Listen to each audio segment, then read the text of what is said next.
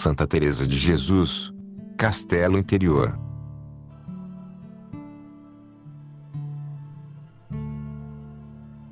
Sextas Moradas. Capítulo 1. Trata de como, em começando o Senhor a fazer maiores mercês, a maiores trabalhos. Diz alguns de como se comportam neles os que estão nesta morada. É bom para quem tem trabalhos interiores. Venhamos, pois, com o favor do Espírito Santo, a falar das sextas moradas, onde a alma já fica ferida do amor do esposo e procura mais ocasiões para estar a sós e deixar tudo quanto pode, conforme seu estado, e a pode estorvar nesta soledade. Está tão esculpida na alma aquela vista, que todo o seu desejo é torná-la a gozar. Já disse que, nesta oração, não se vê nada, que se possa dizer ver, nem com a imaginação, digo vista, pela comparação que usei. A alma já está bem determinada a não tomar outro esposo, mas o esposo não, olha os grandes desejos que ela tem de que se façam já os desposórios. Pois ainda quer que o deseje mais e lhe custe alguma coisa um bem que é o maior dos bens. E, embora tudo seja pouco para tão grandíssimo lucro, digo-vos desde já, filhas, que não deixa de ser necessária aquela amostra e sinal que já se tem dele, para se poder levar esse trabalho. Oh, valha-me Deus! E quantos não são os trabalhos interiores e exteriores que padece até entrar nas sétimas moradas? Certo é que penso nisto algumas vezes e temo que, se o entendessem antes, seria dificultosíssimo determinar-se a fraqueza natural para o poder sofrer, nem se resolvesse a passar por isso, por maiores bens que se lhe representassem, salvo se tivesse chegado à sétima morada, pois aí já nada se teme que seja de molde a impedir a alma de se arrojar deveras a sofrer tudo por Deus. E a causa é porque está quase sempre tão junto a Sua Majestade, que daí lhe vem a fortaleza. Creio que será bom contar-vos alguns dos trabalhos que eu sei passarem-se com certeza. Nem todas as almas serão, talvez, levadas por este caminho, ainda que duvido que vivam livres de trabalhos cá da terra, de uma maneira ou da outra, as almas que, de tempos a tempos, gozam tão deveras de coisas do céu. Embora eu por mim não tivesse em vista tratar disto, pensei que há alguma alma, que se veja nestes trabalhos, e lhe será grande consolo saber o que se passa nas almas a quem Deus faz semelhantes mercês, porque então parece verdadeiramente estar tudo perdido. Não os levarei pela ordem como sucedem, mas sim como se me oferecerem à memória. E quero começar pelos mais pequenos, que é uma gritaria das pessoas com quem se trata, e até mesmo daquelas com quem não se trata, e que nunca na vida pareceu que se podiam vir a lembrar dela, que se faz santa, que faz extremos para enganar o mundo, e para fazer aos outros ruins, que são melhores cristãos sem essas cerimônias. E deve-se notar que não há aqui cerimônia nenhuma, a não ser procurar guardar bem o seu estado. Os que tinha por amigos, apartam-se dela e são os que lhe dão pior bocado, e são dos que muitos se sentem, que anda perdida aquela alma, dizem, e notavelmente enganada, que são coisas de demônio, que há de ser como aquela e aquela outra pessoa que se perdeu, e ocasião de que decaia a virtude, que praz enganados os confessores. e vão ter com eles a dizer-lhe, trazendo-lhes exemplos do que acontece a alguns que por aqui se perdem, 1000 maneiras de mofas e ditos deste teor. Sei de uma pessoa que teve muito medo de não haver quem a confessasse, segundo andavam as coisas, mas, por serem muitas, não há para que deter-me.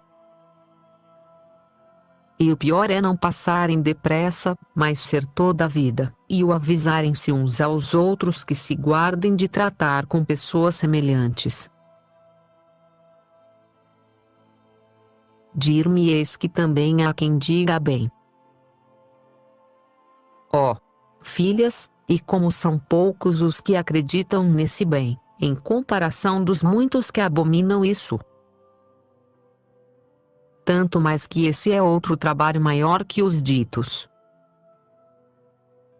Porque, como a alma vê claramente que, se tem algum bem, é dado por Deus e não seu de maneira nenhuma, pois pouco antes se viu muito pobre e metida em grandes pecados, é-lhe isto um tormento intolerável, pelo menos ao princípio, que depois não é tanto, por algumas razões. A primeira, porque a experiência lhe faz ver claramente que tão depressa dizem bem como mal, e assim não faz mais caso de uma coisa que de outra. A segunda, porque o Senhor lhe tem dado maior entendimento para ver que nenhuma coisa boa é sua, mas dada por sua majestade, e assim, como se a visse em terceira pessoa, esquecida de que tem aí alguma parte, volve-se a Deus para o louvar. A terceira, se já tem visto algumas almas aproveitadas por verem as mercês que Deus lhe faz, pensa que sua majestade tomou este meio de a terem por boa, não o sendo, para que, a elas, lhes adviesse bem. A quarta, porque, como tem diante de si a honra e a glória de Deus mais de que a sua, já não lhe vem uma tentação que dá nos princípios, de que esses louvores hão de servir para a sua ruína, como tem visto em algumas, e pouco se lhe dá de ser desacreditada, a troco de que, sequer uma vez, seja Deus louvado, por seu intermédio, venha depois o que vier. Estas razões e outras aplacam a muita pena que dão estes louvores, embora, quase sempre, se sinta alguma, a não ser quando não se adverte nisso nem pouco nem muito. Mas maior trabalho que os ditos é, sem comparação, o ver-se assim em público tida por boa, sem razão. E quando chega a já não ter muito trabalho com os louvores, muitíssimo menos o tem com os ditos, antes folga e é para ela como uma música muito suave. Isto é grande verdade, e antes fortalece a alma que a acobarda, porque já a experiência lhe tem ensinado o grande ganho que lhe advém por este caminho, e parece-lhe que não ofendem a Deus os que a perseguem, antes o permite sua majestade para seu maior lucro, e como sente isto claramente, ganha por eles um particular amor muito terno, pois lhe parece que aqueles são mais seus amigos e lhe dão mais a ganhar que os que dizem bem. Também costuma o Senhor dar enfermidades grandíssimas. Este é muito maior trabalho, em especial quando são dores agudas, porque, se são violentas, parece-me de certo modo o maior trabalho que há na terra. Digo exterior, embora entrem na conta quantos quiserem, se é de muito fortes dores, digo, porque descompõe o interior e o exterior, e apertam a alma de tal maneira, que ela não sabe que fazer de si, e de muito boa vontade tomaria qualquer martírio rápido, de preferência a estas dores, ainda que em grandíssimo extremo não duram tanto, que, enfim, Deus não dá mais do que se pode sofrer, e sua majestade dá primeiro a paciência. Mas ter outras grandes dores é o costume, e enfermidades de muitos gêneros. Eu conheço uma pessoa que, desde que o Senhor lhe começou a fazer esta mercê que fica dita, há uns 40 anos, não pode dizer com verdade que tenha estado um dia sem ter dores e outras maneiras de padecer, de falta de saúde corporal, digo, sem falar de outros grandes trabalhos. Verdade é que tinha sido muito ruim, e, para o inferno que merecia, tudo lhe parece pouco. Outras, que não tenham ofendido tanto a Nosso Senhor, Ele as levará por outro caminho, mas eu sempre escolheria o de padecer, ao menos para imitar a Nosso Senhor Jesus Cristo, ainda que não houvesse outro lucro, em especial, porque sempre há muitos. Oh! E se tratamos dos sofrimentos interiores? Outros pareceriam pequenos se acertassem em dizer estes, pois é impossível dar a entender de que maneira se passam. Comecemos pelo tormento que é encontrar um confessor tão prudente e pouco experimentado, que não há coisa que tenha por segura, tudo teme, em tudo põe dúvida, pois vê coisas não habituais. Em especial, se na alma que as tem, vê alguma imperfeição, pois lhe parece que devem ser anjos aqueles a quem Deus fizer estas mercês, e é impossível enquanto estiverem neste corpo. Logo tudo é condenado à conta do demônio ou da melancolia. E desta está um mundo tão cheio, que não me espanto, pois há tanta agora no mundo, e faz o demônio tantos males por este caminho, que tem muitíssima razão os confessores de o temer e de olhar a isto muito bem. Mas a pobre alma que anda com o mesmo temor e vai ao confessor como a juiz e este a condena, não pode deixar de receber tão grande tormento e perturbação, que só entenderá como é grande este trabalho quem tiver passado por ele. Porque este é outro dos grandes trabalhos que estas almas padecem, em especial se foram ruins, pensar que, por seus pecados, há de permitir Deus que sejam enganadas, e ainda que, quando Sua Majestade lhes faz a mercê, estão seguras e não podem crer ser aquilo de outro espírito senão de Deus, como é coisa que passa depressa e a lembrança dos pecados está sempre viva, e vêm-se faltas, porquanto estas nunca faltam, logo vem este tormento. Quando o confessor lhe dá segurança, aplaca-se o tormento, ainda que volta depois. Mas, quando ele ajuda com mais temor, é coisa quase insofrível, em especial quando, atrás disto, vem uma tal aridez, que parece que nunca se lembrou de Deus nem se há de lembrar e, quando ouve falar de Sua Majestade, é como quem ouve falar de uma pessoa que está longe. Tudo é nada se, além disto, não lhe venha parecer que não sabe informar bem os confessores e que os traz enganados, e, por mais que pense e veja que não há primeiro movimento que não o diga, não lhe aproveita, porque está o entendimento tão obscuro que não é capaz de ver a verdade, e só crê o que lhe representa a imaginação. Que então é ela a senhora. E os desatinos que o demônio lhe quer apresentar, ao qual Nosso Senhor deve ter dado licença para que prove a alma, e até para lhe fazer crer que está reprovada por Deus. Porque são muitas as coisas que a combatem com um aperto interior, de maneira tão sensível e intolerável, que eu não sei a que se possa comparar, se não é aos tormentos que se padecem no inferno, porque não se admite nenhum consolo nesta tempestade. Se o quer tomar do confessor, parece que acodem a ele todos os demônios para que mais atormente. E assim, tratando um confessor com uma alma que estava neste tormento, que parece perigoso aperto por ser de tantas coisas juntas.